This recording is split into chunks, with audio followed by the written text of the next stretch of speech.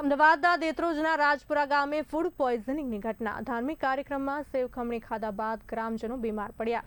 60થી વધુ લોકોની તબિયત લથડી છે। ઉલટી ઉબકાની ફરિયાદ સાથે હોસ્પિટલમાં દાખલ કરાયા। ઘડીની ભાગ્યોદય સહિત ખાનગી હોસ્પિટલમાં સારવાર। દેત્રોજ આરોગ્ય તંત્ર દોડતું થયું છે।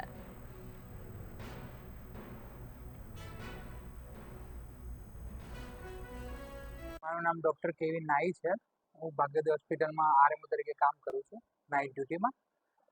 લગભગ 40થી 50 જેટલા કેસ આવ્યા છે આજે ભાગ્યોદય હોસ્પિટલમાં ફૂડ પોઈઝનિંગના, દેત્રોજ તાલુકાના રાજપુરા ગામથી। અત્યાર સ્થિતિ કંટ્રોલમાં છે। બધાને તાત્કાલિક સારવાર મળી જતા ભાગ્યોદય હોસ્પિટલમાં બધાને દાખલ કરેલા છે અને અત્યારે સ્થિતિ કંટ્રોલમાં છે। કોઈ એટલું બધું ગંભીર છે નહીં, બધાની પરિસ્થિતિ કંટ્રોલમાં આવી ગઈ છે। જાણવા એવું મળ્યું છે કે કંઈક પોતાનું ફેમિલી ફંક્શન હતું એમનું, કંઈક ધાર્મિક ફંક્શન હશે અને એમાં કંઈક સેવ ખમણી ખાધા પછી આ બધી તકલીફ થઈ છે। વધુ પડતું ઝાડા, ઉલટી, પછી વોમિટિંગ, એબડોમન પેઇન વધારે હતા।